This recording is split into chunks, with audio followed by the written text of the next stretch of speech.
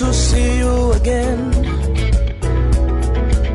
It's been so long since you've been here. You had me thinking you were dead. How's your taxpayer mansion, Mr. Politician? It's good to see you again. It's been so long since you've been here. You had me thinking you were dead. How, Mr. Politician? It's good to see you again. And you will see how much of it you have wasted. Control your emotions, and you will understand how weak manipulation becomes. Control your hunger for attention, and you will see how irrelevant most validation is. Control your tongue, and you will realize how much trouble silence avoids. A lot of people have been in trouble or are currently in trouble because of their inability to control their tongue. That beautiful plans that you have, I would rather advise you keep it to yourself until it comes to fruition, because you don't know who is listening, you don't know who is against your success. Well, some people out of anger have said certain things that they don't mean. Today they're in trouble, or some of them even in prison. The ability to have emotional intelligence and control your tongue even when you're angry is very, very important. Good morning from the hills of Zenaria here in the city of Jos, Plateau State, Nigeria. Today is Monday, the 16th day of December 2024. It is a very beautiful morning, with a very chill weather. And we are back in the studio as we promised on Friday that we'll be here same time, same station come Monday. God has made it possible for us to be alive this morning. If you're under my voice this morning, then it means God has done your first miracle for you. Being alive is actually the first miracle that happens in our lives every day. If you can hear me, you're rightly tuned into the frequency meter of Unity 93.3 FM and TV. And of course, it is still like your most anticipated political and socio-economic program on the radio, the Unity Train. Today we are going to take you on a very fantastic ride. It promises to be very informative, very educative and interactive. We are going to be doing it in 3 segments. The first segment is going to be the newspaper review, while the second segment is going to be the transit segment, where our analyst in the house is going to give you in-depth analysis as to certain contemporary issues we have on different newspapers this morning. And the third segment is that segment I used to call your segment. This is the segment where you call in for interaction, where you can submit your submissions and give your input as to the discourse in the House or any other relevant issue that you want to put out there to the appropriate authority to listen. This morning I am privileged to be your uncle. Michael Pedro is my name, and I am not alone in the house. I am with a voice you've not heard in a while, because this voice has gone to lend his voice somewhere for the betterment of Nigeria, to advance the cause of our their nation, Nigeria. He has not been here. Someone met me day before yesterday and was saying he has not heard his voice for a while, especially the motivation that comes with his voice every morning at Gadabu. This morning he's with me in the house, and he's no other person but the person of Professor Paveno H. Pameyi. He is going to be saying good morning to you. You're welcome to the studio. Beautiful good morning, Pedro Michael. Suda Makan, have you eaten? I've eaten, exactly. Viewers and listeners, Suda Makan, that's the Malay word for have you eaten. Suda, that means I've eaten. Malaysians will rarely ever say belum, that means that they have not eaten, because they always eat 4, 5, 6, 7, maybe 10 times a day. It's good to take good care of the body, because you need the body to function effectively here on earth. So, a beautiful good morning. Good afternoon, good evening if you're in other parts of the world that it is not morning. I'm happy and fantastically glad to be back in the studio. Like Pedro Michael said earlier on, we've been on some national assignments here and there. Over a week ago or so, I was at the Cardinal Onayekon Foundation for Peace, where we had Muslims and Christians gathered together to talk to ourselves about peace. And train ourselves on how we can have peace in our country. We were joined by colleagues from a few African countries like Ghana, like Liberia and Cameroon, you know. And it's been very wonderful and fantastic, you know. The program was an eye-opener. One of the days we had a resource person who has been a victim of religious violence and crisis in our country come and give us some of his experience. And they even have a documentary they call the Pastor and the Imam, and then another one they call An African Answer. And at the end of the day, elderly people in that Cardinal Onaikan Foundation for Peace were in tears, were weeping. I shed tears. My Muslim colleague Badamasi Adamu from Gombe State, even when we ended the session, I mean, he was crying literally like a baby, tears coming out from his eyes. He was using a hanky to clean his face. I had to hug him and say, Badamasi, don't worry. Certainly things will get better with time, because he was saying, how can human beings be so wicked like this? Why do we kill ourselves? Why do we fight ourselves? Why do we waste our own lives? You know, and it was a very emotional and yet inspiring time that we need to come together, Muslims, Christians, and find a way by all means. We have no alternative to peace. We must find a way to live peacefully with each other. We must accept each other. We must tolerate each other. We must ensure that we're peacemakers, peace builders, peace mediators in our communities. And it was very insightful. We're there for 7 solid days. And it was very, very wonderful. And then other engagements. I was privileged also to talk to some of the top brass of top shots in the security agencies in this country. Last week we had a very great meeting here at Crispan, and the Inspector General of Police was represented. Some commissioners of police were there, and various law enforcement agencies. It was focused on ensuring that we have safe schools, you know, for our children. So it's been a busy time, viewers and listeners, and Pedro for me, and hopefully I will not be traveling again, maybe till the end of the year. I hope so. But if national assignment calls any moment, we're always ready. So viewers and listeners, let me just encourage you this morning, because we just have a few more days, barely 2 weeks to the end of 2024. How far so far have you gone with your goals, your objectives, your dreams, your visions for 2024? Remember that your goals and objectives must be SMART. That means they must be specific, measurable, achievable, relevant, and time-bound. And this morning, let me just encourage you with the story of a man called Abraham Lincoln. Abraham Lincoln is one of the greatest presidents of the United States of America, if not the greatest among them.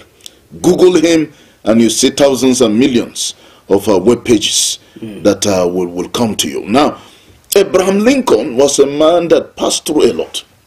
At a certain point, he even lost his wife. He had a nervous breakdown. Using our Nigerian situation and the way, you know, the Nigerian political scene is fashioned, Abraham Lincoln contested to be a councillor and he failed. Contested to be a local government chairman, he failed. Contested to be a member of the House of Assembly, failed. Contested to be a governor, failed. Contested to be a member of the House of Rep, failed. Contested to be a senator, failed. Contested to be vice president of the United States of America, and he failed. But on the 4th of March, 1861,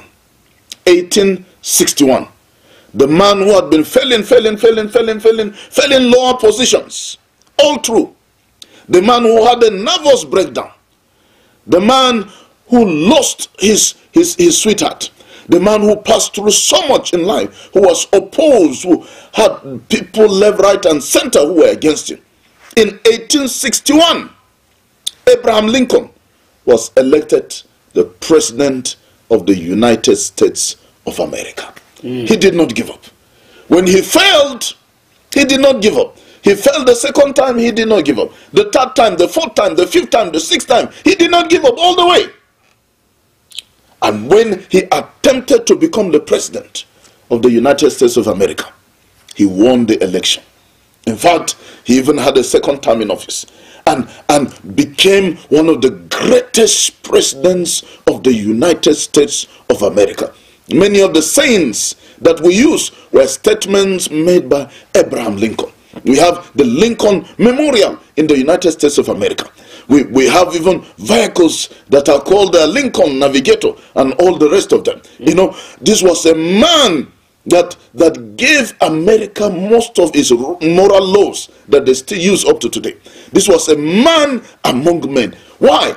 He did not give up. So don't give up on your dreams. Don't give up on those visions, those goals that you have. Even if there are only 2 more weeks to the end of 2024, you can still achieve great things in 2024, and you can achieve greater things in 2025 and beyond. So don't give up.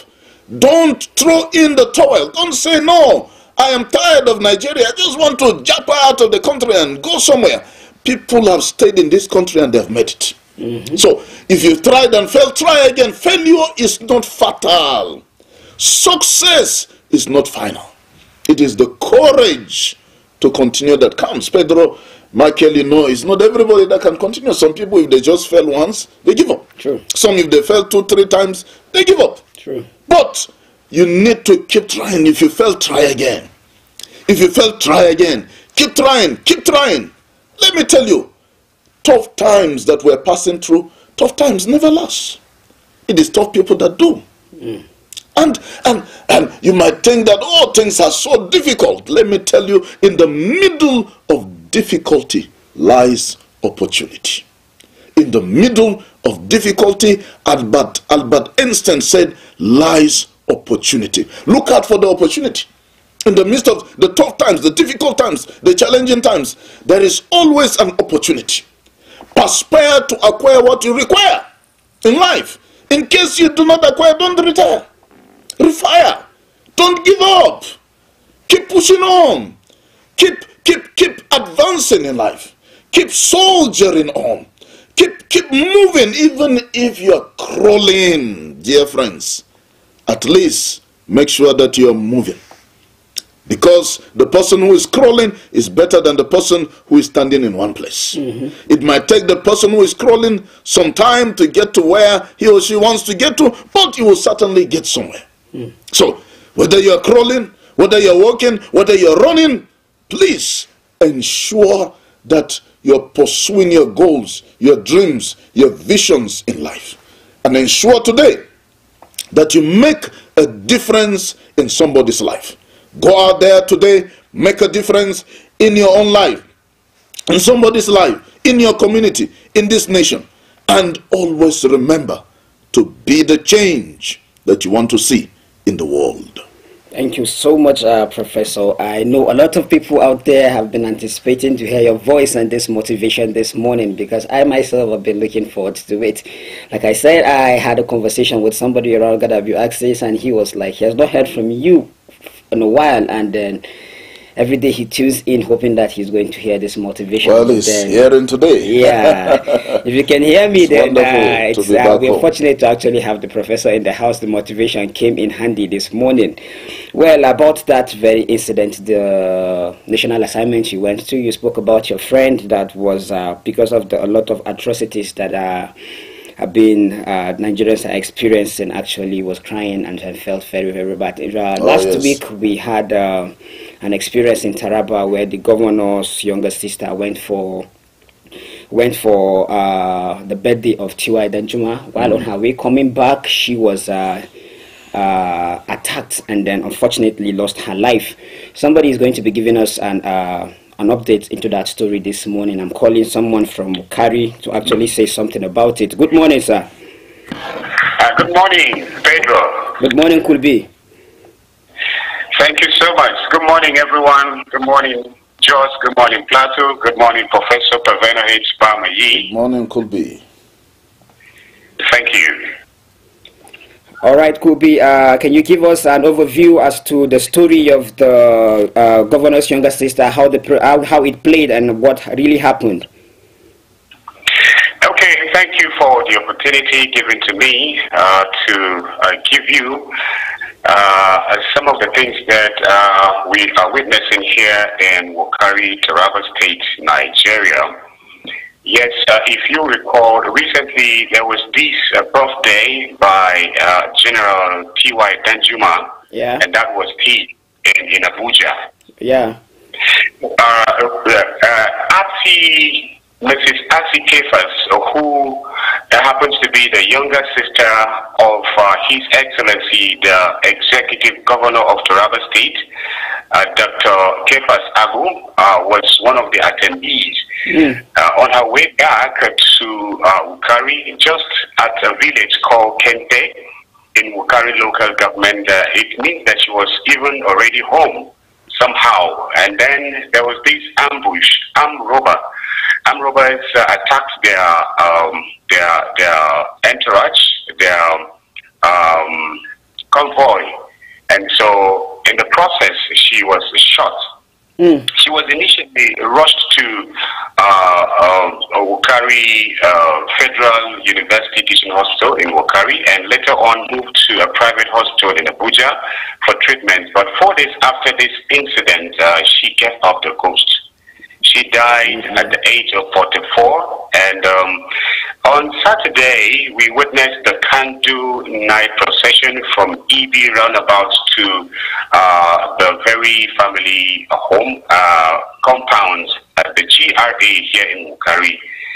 And then yesterday, Sunday, the 15th, was also the wakekeep of late Mrs. Asi Kefas.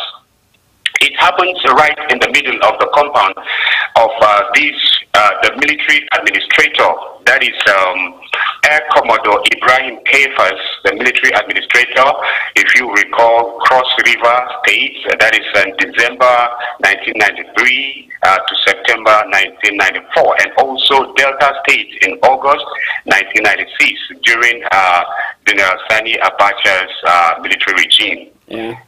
Well, it tells you about insecurity in Nigeria. That's what her story has to, bring to mind in the minds of Nigerians, actually. Well, thank you so much, Kulbi, for this wonderful information you just dished out this morning. We're privileged to actually get this information directly from Wukari, and thank you for being available to actually give us this information this morning. We really appreciate it. Pedro. Yes, sir. Before you let me go, please permit me to say yesterday was the arrival of Plateau State Governor Barrister Caleb Manasseh Mutfwang was the only reason I could see smiles on the face of His Excellency the Governor of Taraba State, because he attended the wakekeep yesterday, and I'm sure he's around with us in Wukari right now and will be with us during the funeral service, which will commence later on at 10 a.m. The incident actually,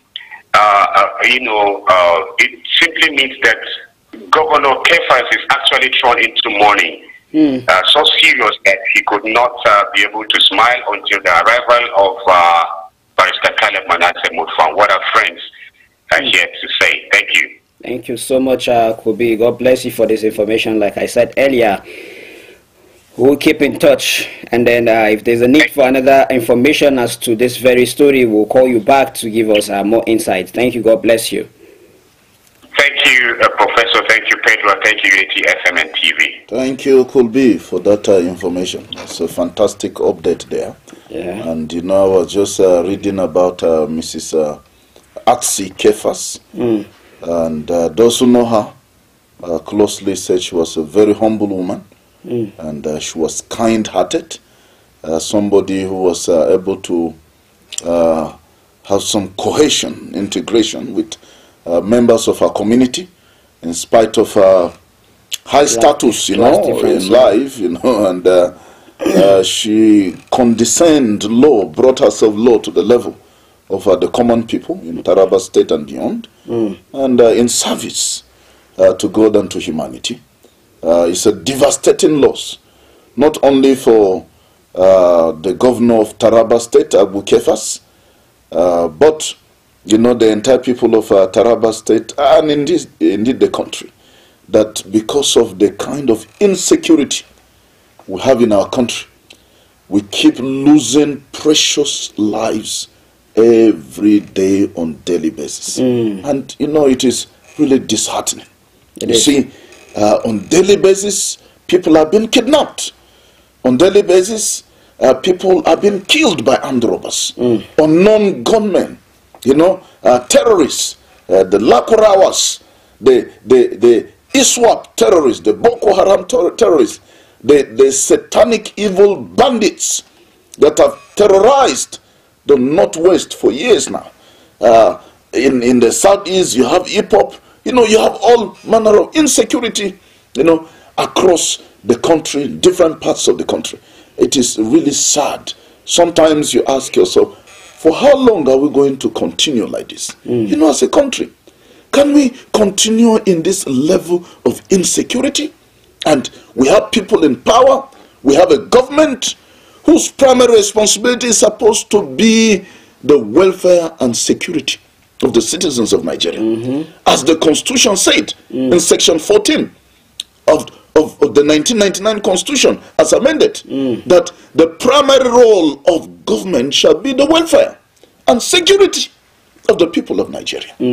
Now, if the government cannot provide welfare and cannot provide security, is it what being called a government?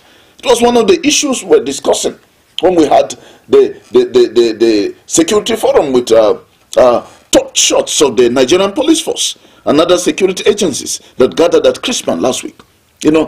How can we secure not just our schools, but secure the country? It's very important. I was telling them how that in countries that are serious about insecurity, once there is a breach of security, the government will not rest until the situation is arrested. Of course. I told them about a time that some few terrorists entered the nation of Malaysia to wreak havoc. The Prime Minister, the entire security forces did not rest until every single one of those terrorists was wiped out of the country. They neutralized all of them, and they're living in peace. And you will not even hear about the incident that it happened because they neutralized all of them. I was telling them, even small countries like Uganda. When I was in Uganda, our favorite travel time is at night. 12 midnight, 1 a.m., 2 a.m., 3 a.m. That's the time we travel. I was staying in the western part of Uganda. And my university, the main campus is at Kampala. The medical campus is at a town called Ishaka, in western part of Uganda, a distance of about 7 hours to Kampala. Wow. Sometimes we have Senate meetings, usually Senate meetings hold every month. For us to be able to meet up with the Senate meeting at 10 a.m., we have to leave Ishaka around 3 a.m. and travel to be able to meet up with the Senate meeting at 10. So we travel literally in the night. Sometimes, you travel at 2 a.m., 1 a.m., midnight, and all that. And there has never been an incident, even once, of a terrorist attack, or of some insecurity, or some kidnapping, or armed robbery, or whatever. Those are things that they don't even know. And how did it come about? General Yoweri Kaguta Museveni took the bull by the horns when he became president of Uganda. He wiped out insecurity, wiped out the terrorists that were terrorizing the country, neutralized them, and the nation is experiencing peace. Why can't Nigeria do the same thing? Why is the president dilly-dallying about wiping out insecurity? Why are our senators relaxed? Our governors are relaxed. Why are our security agencies relaxed? I was saying something to these security experts.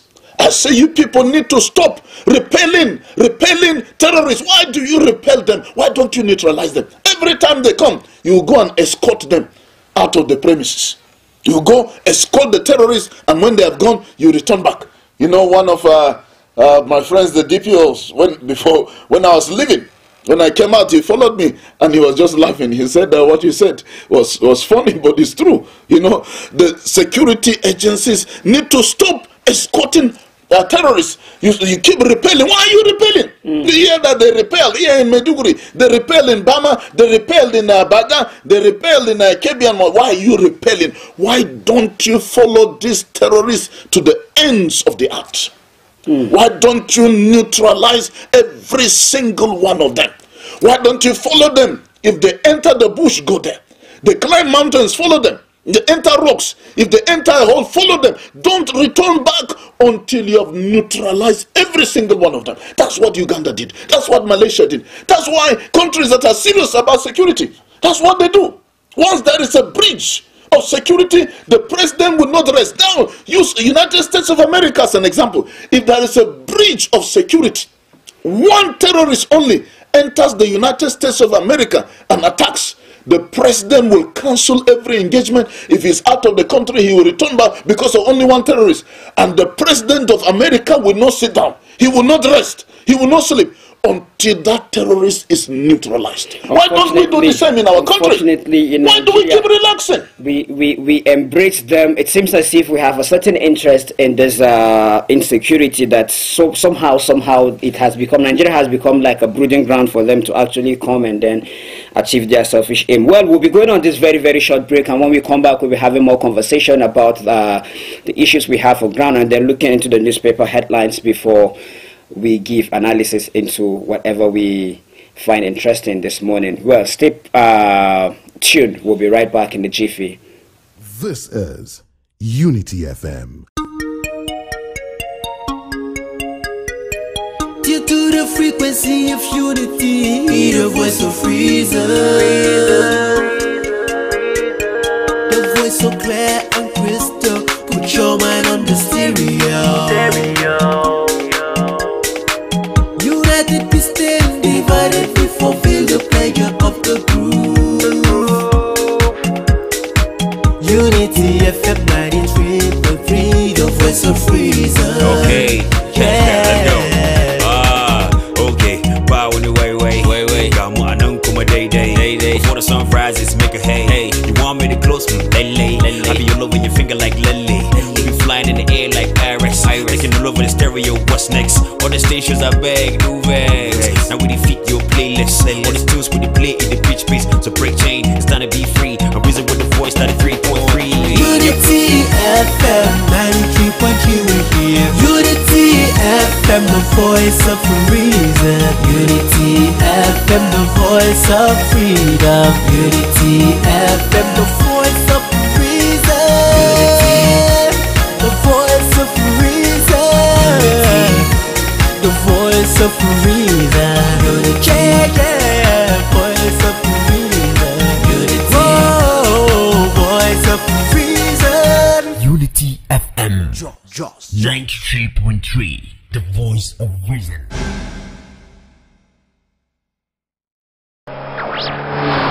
From the home of peace and tourism, this is Unity 93.3 FM.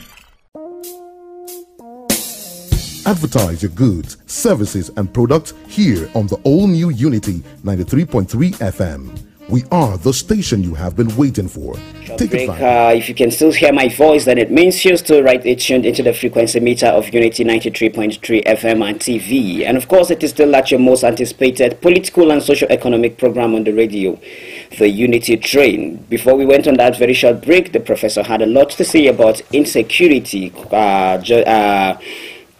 that the dear nation has been plunged into, and the fact that we have been romancing the people causing this havoc without necessarily actually doing the right thing. Instead of neutralizing them, he said, we keep repelling them, and that is not the solution, because when you repel, there's an ability to actually come back, but when you neutralize, there is no ability to actually come back. And it seems as if our mediocrity is taking a toll on us to a very large extent, that insecurity has been normalized. It seems as if Nigeria is synonymous to insecurity over time, and it is really, really unfortunate, Professor, that small nations, like you rightly said, Uganda and then other African nations, Malaysia, will have this all kind across of peace. Africa. Go to Uganda, see what they are. Go to Ghana, even our neighbors here. See what they do about insecurity. Even Benin Republic. Even go to war-torn nations, near us, Niger, Cameroon. They don't play with security the way we do. Very true, sir. I remember so the story in recent time when this terrorists attempted to go through our border to Chad. Even the president was handy. He came out to even be part of the troops that actually attacked this very...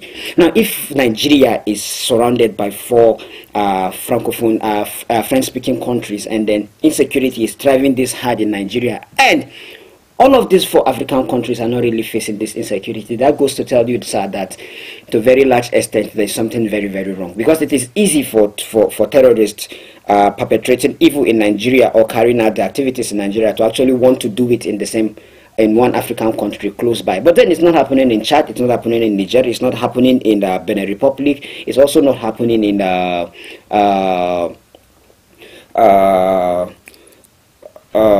what's this country again? Cameroon? Cameroon.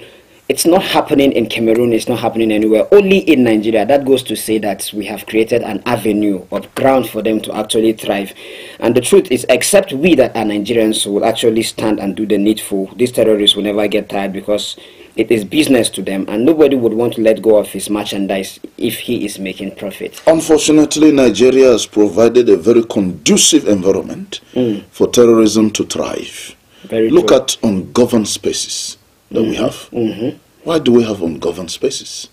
I mean, you can just go and enter the forest after around Vom now, or any part of Plateau State, and you can just set up a camp there. Very true. And do any atrocity you want. In recent time, there's this any atrocity you want. It's an ungoverned space. The government don't even care or bother or even know that you're there existing. That's why you see they just kidnap people from the city and they just go a few kilometers on governed space. They keep the people there. True. And they keep negotiating. These terrorists will make phone calls using Airtel, using MTN or 9 Mobile or Glo, any of our networks, that the federal government punished us to biometric capture and everything before SIMs are registered. And they deceived us that by the time this is done, we're going to have a more secured country. True. But since then, has Nigerian security improved? It is even worse now. True. The terrorists are still using the same GSM networks, using SIM cards, making calls, abusing people, laughing over the phone, transacting business, collecting money. And when they collect this money, I mean, what do they do with it? Is there anything to buy in the forest? Do they keep this money in the forest? No. You know, I mean, somebody is not telling us the truth in this country. You see, when the government is not serious about the matter of security, the government is not serious about ending insecurity, you have this kind of problem. Let it be that today His Excellency Bola Ahmed Tinubu lays aside every other thing and say, look, in the next 1-2 weeks, we'll fight insecurity to a standstill in this country. We'll have peace. If the president says, I am not going to sit down until every terrorist is neutralized, until the activities of all these bandits, kidnappers and the rest end, I am not going to sit on my seat. Chief of Army Staff, I give you 1 week.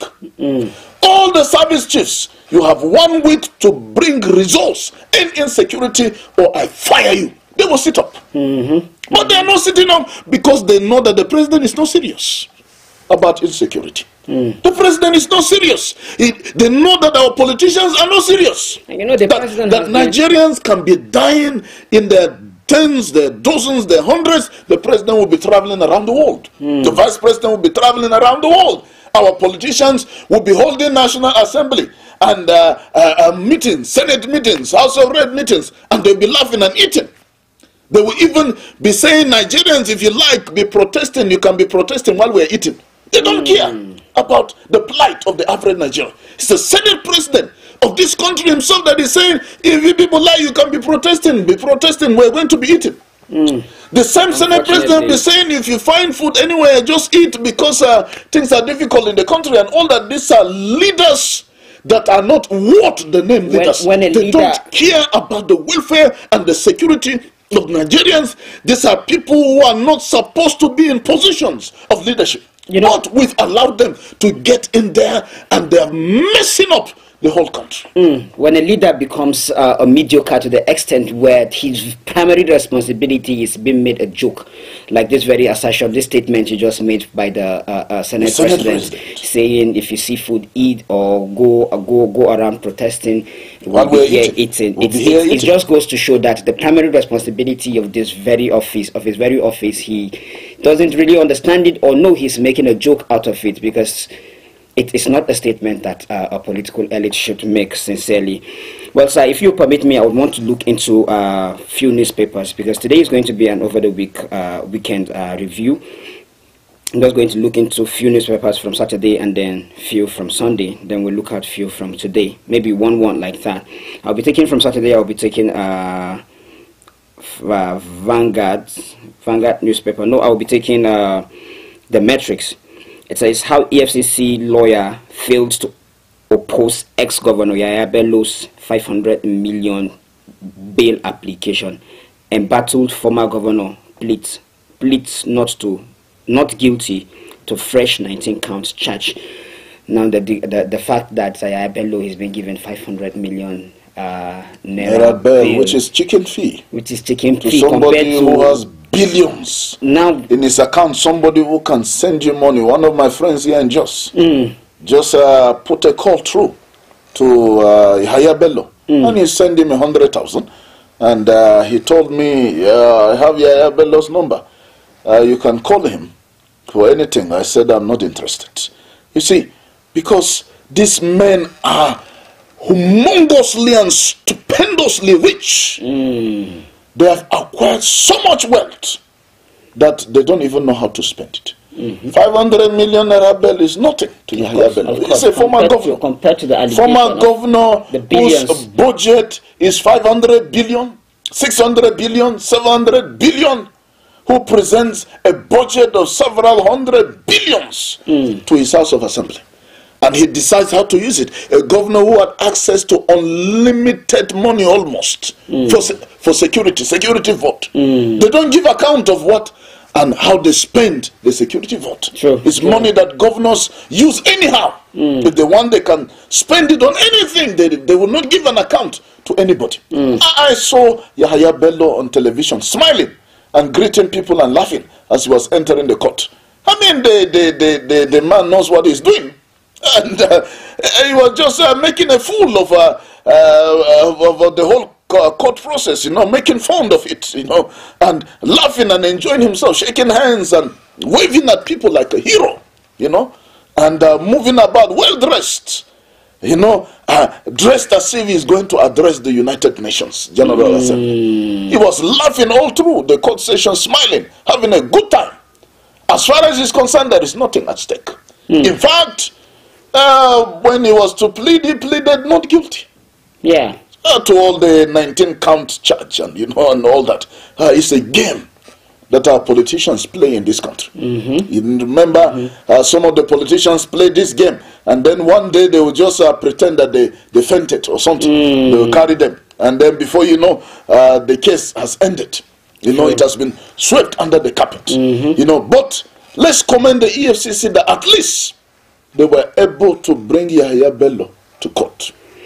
And that is an achievement, that they were able to get him to come to court. Of course, he brought himself voluntarily. In fact, the first day, Yahaya Bello drove the car himself to come and present himself and hand himself over. So it's not as if the EFCC cannot really brag that they were the ones that arrested him or brought him whatever. He brought himself. He knows the game he's playing with his lawyers. I tell you, at the end of the day, Yahaya Bello is not going to go to any prison. It's just a game. We're used to this game. We've seen this game again and again and again. How many governors have gone to prison? Apart from Joshua Darie and what's the name of that one in Taraba State? You know, Jolin Nyame. You know, and what's the name of the other one? You know, so we know the game. If you are a friend of the government in power, you will not go to any prison. Except if you are their enemy. The way they considered Joshua Darie, he was not in favor with the government, Jolin Nyame and the rest. And so they put them in prison. You know, until they were pardoned. You know, that's another story for another day. But you see, this game is a political game. And Yahaya Bello is playing the game. His lawyers involved. The government is party, the ruling party. They know what they're doing. At the end of the day, they will just play the game with Nigerians, and then nothing happens at the end of the day. It is really unfortunate. Just like you rightly said, the EFCC can brag to say they have brought him in. But then the last hope of the common man that is supposed to be the judiciary have actually been something else in recent time. I don't know the right words to use for it, but sincerely, if we continue like this, considering the fact that some of these adjudications are going to form precedences in the future, then it means the lawyers that are going to come in the future will have no good precedents to actually fall back to, because a lot is going wrong right now. And then if these same adjudications or judgments are going to be used as precedences, then it means Nigeria has no future. Because a lawyer might just look into this case tomorrow and then cite it and make reference to it. And somebody in the future is going to go scot-free with the allegation of corruption, just like Yahaya Bello is going scot-free. Michael Pedro, you know, unfortunately, the judiciary in Nigeria are just toothless bulldogs. Toothless bulldogs. If they give any judgment or anything, it is only if the government is interested in the case. That you really see justice being carried out. Or it is a common person or somebody that is not connected to people in power, or somebody who has power. You know, it is when it is people like Dele Farotimi. Yeah. It is when it is a Farotimi that will be arrested and arraigned and brought to court and even disgraced. You see the potency of the... But if it is a Yahaya Bello, he'll be enjoying himself, waving at people, celebrating, like a celebrity, while going to court. You know, and all that. If the judgment at the end of the day doesn't favor the government, what can the judiciary do? Toothless bulldogs. They can't do anything. And that's why you see that sometimes judges are even afraid to take up certain cases. Because at the end of the day, how do you enforce the judgment you've given?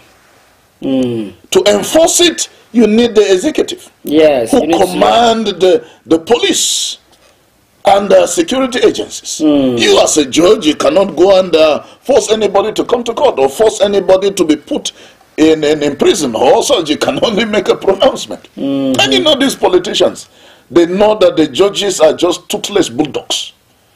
So they play along with the game. Just go, appear, show yourself, and then they also know how to drag the court process. The case will be adjourned to 3 months, to 6 months, to 1 year, 2 years. When people are tired, there is a fatigue. At the end of the day, the case just disappears. You know, sir, this goes to tell how very unorganized the 1999 Constitution is as amended. Considering the fact that the Constitution makes provision for the provision for checks and balances, but yet the judiciary is still not independent, and the executive would always have their way with the judiciary. Considering the fact that the Attorney General and the Chief Justice is still appointed into office, not elected, it goes to say that our Constitution is not really what it should be. Sincerely, sir. You see, if I had my way, the 1999 Constitution will be thrown in the dustbin and forgotten. And we will have a new Constitution in this country that is a constitution of the people of the Federal Republic of Nigeria, not the 1999 military constitution. It is a military constitution, and yes, is it you and me that decided to enact and give ourselves that constitution? No, we were forcefully made to some accept people it. just sat down, few privileged people, and drafted a constitution, and they gave to us, and they say, we the people of Nigeria. Yeah, the preamble. If you open the preamble, was I represented there? When my people represented, did I tell you that that is the constitution I want? I mean, that constitution should be thrown into the dustbin. And we should get representation of all ethnic nationalities in this country, 350 to 500. And we should sit down and decide and give ourselves a constitution that we can call our own. You know, Goodluck Jonathan kind of attempted to do this at the 2014 confab, yes. that they threw away. It was fantastic. I mean, something good could have come out of it, but when President Muhammadu Buhari came in, he threw it into the dustbin. The president, the constitution. What should be thrown into the dustbin is the 1999 Constitution. Yes. The Constitution has contradictions. The Constitution says that, for example, the governor is supposed to be the chief security officer of the state. Is he? That's the Constitution. But is he? He's not. He doesn't command the police. He doesn't command the military. Not at all. So how can he be the chief security officer? If the Constitution is against itself, then the implementation becomes very impossible. It's really unfortunate. And the president now is currently beating his chest to say he wants to bring about true federalism. I think it is high time he looks into the 2014 National Confab and then think about how to implement it. Maybe that is going to bring about success. Nigeria needs a constitution that we can say this is our constitution. A constitution of unity. A constitution that empowers the citizens of this country, not empowering the politicians. That is what we need. A constitution that we can be proud of to present to the rest of the world. Not a constitution that favors a certain section of the country, a certain region of the country. That is not what we need. So that 1999 constitution right from the onset was even faulty. In 1999, when His Excellency Olusegun Obasanjo was to be sworn in, that's when they hurriedly produced that constitution and used it to swear him into office. It's that constitution. I did not read it. You did not read it. How many Nigerians looked at it and accepted it? Actually, how many of us were represented in the drafting of that constitution? That constitution is long overdue to be thrown into the dustbin. A civilian constitution made by the military. How does it make sense? It's not That's even why we're having all these problems. Because they did not envisage all the multitudes of the problems and challenges that this country will be having. And so the constitution did not make provision for a lot of things. They have the exclusive list. I mean, all kinds of things, you know. That's another aspect of the because you have actually. that exclusive list, why do you put so many things on the exclusive list? Not the concurrent. You know, I mean, the constitution is a mess. But even that constitution, we're not even following it. The supremacy of the law. If we were even following it now, maybe we would have had things better. As bad as the constitution is, if we had been following the constitution, Nigeria would have been a little bit better than it is now. Very true. But we have a bad constitution, and we are not even following that constitution. At the end of the day, the government chooses which aspect of the constitution to obey, which aspect of the constitution to follow. That's why we have all this mess. The president is appointing the INEC chairman. Is that correct? Not at all. You appoint your friend to preside over elections so that you can be sure of victory. Once you're the incumbent, you know, you're almost sure that you will return back, except Goodluck Jonathan, who was the first in the history of this country as an incumbent president to concede defeat peacefully and go his way. And that's how he became a hero. You know, I was speaking with somebody just recently, and I was like, then what's the essence of changing the name from National Electoral Council to INEC? Because it used to be NEC. Now it's INEC, and it's not independent. It used to be FEDECO. Yeah, FEDECO, sorry. FEDECO. Federal Electoral Commission. Now it was Federal Electoral Commission. Now we changed it into INEC. Meaning it's going to be independent. But what is the place of independence? INEC is not independent. And all the SECs, the state electoral commissions in all 36 states in this country, they're not independent. We're just deceiving ourselves. We like putting nice names. Independent. There is nothing independent about INEC. The only independent is the word, the name, Independent National Electoral Commission. That is all. Nothing is independent about it. Actually, there's nothing independent about it. If the chairman is still going to be appointed, then you pays the piper, dictates the tune. He's appointed by the president. He's paid by the president. The president can summon him any day, any time, any hour, and say, "Come here," and he has to come. I appointed you. This is what I want you to do. Does he have a choice? Because he'll be paid by the president. His budget is funded by the executive. So they control INEC. They can deceive us and say that they're doing their work, they're transparent. It is just deceit. I mean, the INEC chairman went to Ghana to say that Ghana is learning from us. What are they learning from us? Ghanaian elections. Learning from them. Ghanaian elections was very transparent. Yeah, the one that brought in Mahama. Nigeria that should be learning from Ghana. How John Mahama became the president of Ghana. We're the ones to be learning how to have transparent elections, that the opposition, that the people who lost the election. In this case, in Ghana, it is even the incumbent, the ruling party that lost the election. And yet, they congratulated the incoming president and they conceded defeat. In this country, did Atiku concede defeat? Did Peter Obi concede defeat? Not at all. Because they feel that the process is not transparent. They went to court all the way to the Supreme Court because they felt that the process was not transparent enough. But in Ghana, you don't see that happening. This Ghana, our neighbors here, smaller country than us. But Ghana just a few years back, were coming to Nigeria. In the 80s, we sent away the Ghanaians. That is the origin of Ghana must go back. True. We send them away and they use those bags. We call Ghana must go bags. And we send away Ghanaians in their thousands out of this country back to Ghana. Today, it is Ghanaians that are sending away Nigerians. We should change that name now to Nigeria must go. Nigeria must go. Nigeria must go back. Nigerians are all over. There is no African country that you go that you will not see hundreds of thousands of Nigerians, if not millions. Actually. We have at least 17 million Nigerians in the diaspora. At least 17 to 20 million Nigerians in the diaspora. In the US, in the UK, and African countries all over. In South Africa, they started killing us. They were killing Nigerians. And killing a Nigerian is like killing a rat to them. They started attacking us during the peak of xenophobia in South Africa. You go to Malawi, an African, poor, impoverished African country, you see Nigerians. True. Go to Namibia, you find Nigerians. Look at Ghana, Togo here, Niger, all over the place. Even Central African Republic, you see Nigerians everywhere. You tell them, return back to your country, they will say, here is better. I mean, Burundi is better for you. Somalia is better for you. Unfortunately. I mean, even war-torn countries, they will tell you that we are better off here than Nigeria. At least here, we're sure of the next meal.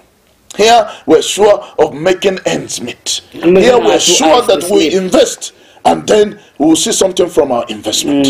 I mean, it is a shame that the giant of Africa, Nigeria, giant in the sun, is sleeping in the midst of plenty. And people are suffering. Nigerians are dying. Every day, hunger, starvation, insecurity is killing the citizens of this country. You travel by road, your life is not secured. You travel by train, it's not secured. You travel by air, it is not secured. In Nigeria is the easiest place to die. I mean, life is so cheap in Nigeria that it is even better to be a cow. Be a cow, Fulani herdsmen will protect you if you are a cow, than to be a Nigerian human that the government will not even protect you. So many things kill people in this country. If you are not kidnapped and killed, the terrorists will be there to kill you. Bandits are there to kill you. The bad roads are there for accidents, for people to die.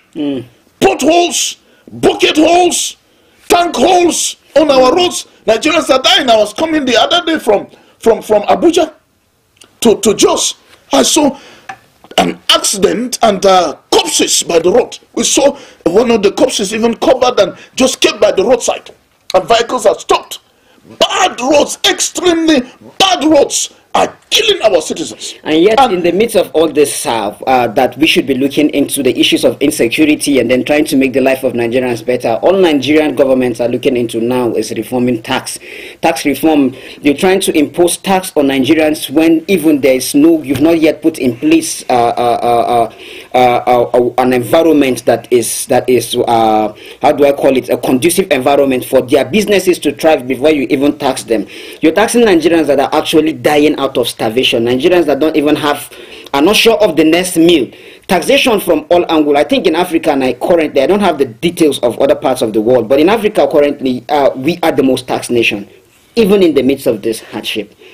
It is unfortunate.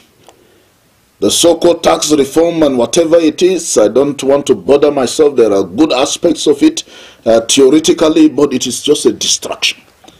It is a distraction at this particular point. The government knows what they are supposed to do to ensure the welfare and security of Nigerians, but they are not doing it.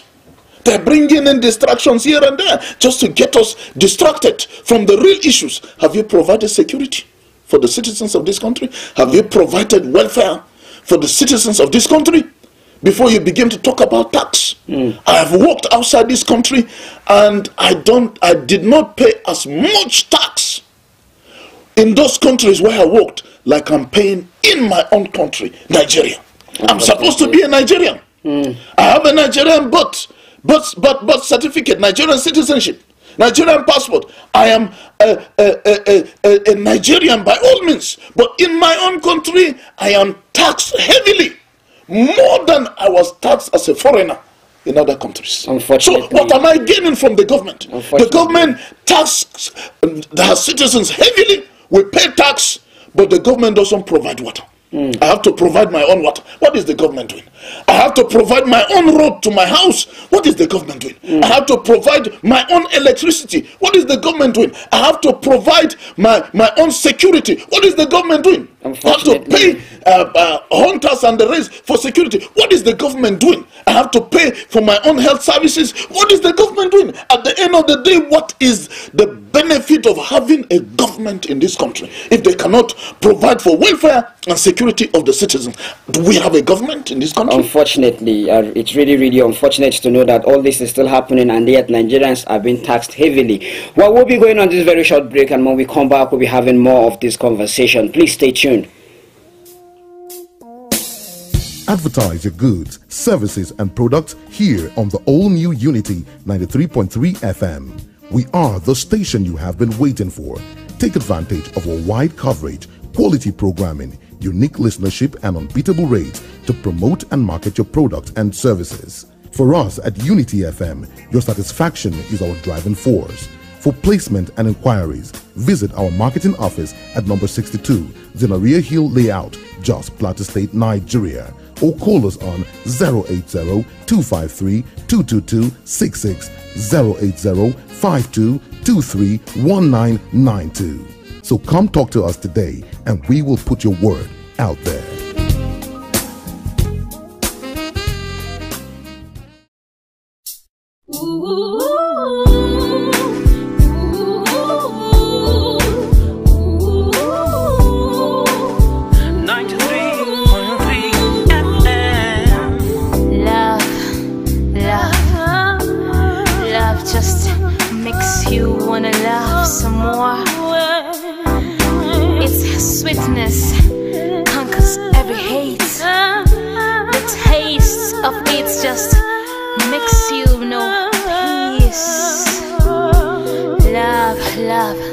Sending chills to our hearts. Love building our consciences. Love is our only consciousness. We live, eat, breathe, and even sweat love.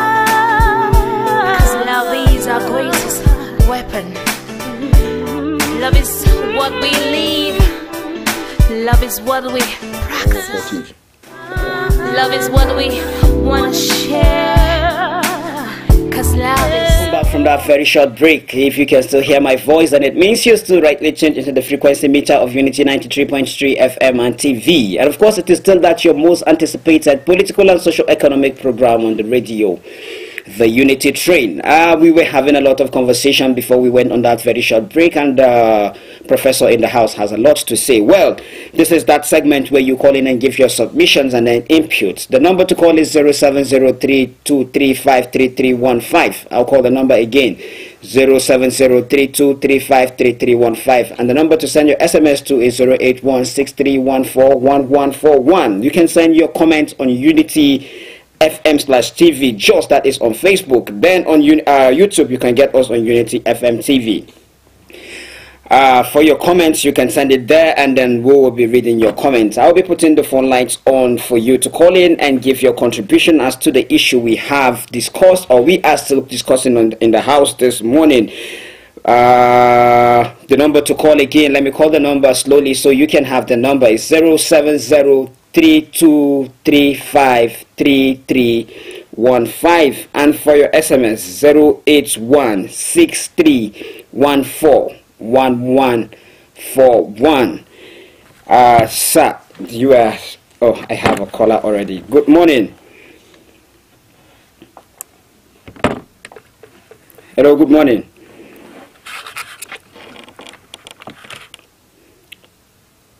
There seems to be a little challenge with the network has been having some problems, yes. Not only this morning, but even over the weekend, you know. It's really a thing of concern. MTN these days, it's... Hi. Good morning, sir. Your name and where you're calling from? Yeah, Mr. Adewumi, good morning. Thank you very much. This is Adewumi calling from Botoro. Mr. Adewumi, good morning, sir. Thank you very much. We'll continue to bless you. The professor has already done just this to the whole thing we are talking about this morning. Honestly speaking, the government has nothing that cannot guarantee the welfare. And then even provide proper security for citizens because the government.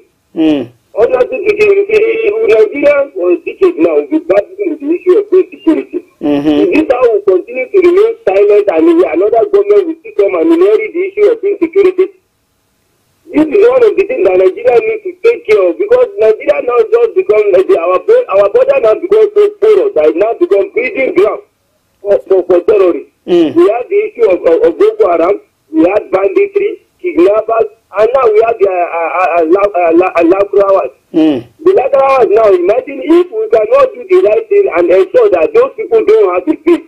You see, the state and the Boko Haram and others have got it. That should not be allowed for the Lakurawas. You understand? Because in this nation, a lot of things that have been taken for granted. Instead of the subsidy removal and even all these things, why don't our leaders at first, even when the president came into, first address the issue of insecurity? When we have security, at least a lot of life will be guaranteed, safety of people will be guaranteed. You understand? So on the other hand, you will see they are even complaining and people condemning this lady at the diaspora, saying that she cannot associate herself with the Boko Haram country. You see, with the lady, just as the first thing that people started with, when your city is very secure, you know, people can just get up their emotion and begin to say things unnecessary about our country. Even if it is not patriotic to even give that type of statement, which is bad. But if the government are not doing the right thing, why won't the citizens not be talking false things about the country? They complain about the video giving information that the country's economy and the issue with the insecurity, how we get false funding. They just have to keep on security. That's what we are calling. We are trying to give the conceit that God give our leaders the wisdom to lead us. They standard on giving us band A, band B, even dividing us along the electricity line. We even say about this present administration, a lot of things need to be done. Honestly speaking, we don't need that reform. And lastly, let me end by saying the president needs to look inward, and even the 36 state government, to see what they can do to better up the lives of Nigerians. Nigerians, the unified period is here. Nigerians cannot speak. They cannot sleep in their two eyes closed. Mr. Pedro and Professor Baloyi, back then, people would be traveling and people to travel to their various and relax. How many people are traveling? Transportation fare very high. How many people can afford to travel? So in fact, you see a lot of things need to be done in this country. Because this country constitutionally belongs to all of us. A particular set of people will not be more than the constitution, and let me end on this thing. The judiciary are supposed to be of the common man. It's no longer the yoke of the common man. They are now the oath of the elite. The amount of money you have, that is what will guarantee your safety at the judiciary. Because I see no reason why someone will embezzle and over billions of naira and be fighting 500 million. Before Nigeria will see it as a big money. But before all the Ayabelo and others, they see it as just the sticking truth that they can use to have their way. I think the Almighty God is working. Let our leaders do the right thing before things get out of hand. Thank you, and God continue to bless you for your good work. Thank you, Mr. Amen. Thank you, and God bless Mr. Palometa for even sympathizing with the families of the school. They are so blessed. Thank you, and God continue to bless you for your good work. Amen. Mr. Deomi has raised some fantastic issues there. And the last thing, talking about His Excellency Caleb Mutfwang going to Taraba to share fellowship with the governor of Taraba State, put a smile on the face of the governor of Taraba State. It's a wonderful thing. Actually, because we're together. Governors should learn to fraternize with each other, be friendly, identify with each other in difficult times. So it's a good thing that Plateau is identifying with Taraba State in this difficult time. And then the other issue about Kemi Badenoch, good morning. She is entitled to her own opinion. Good morning. So that she had bad experience with the police and insecurity in the country, she has the right to air her views. Actually, what is wrong with what she's saying?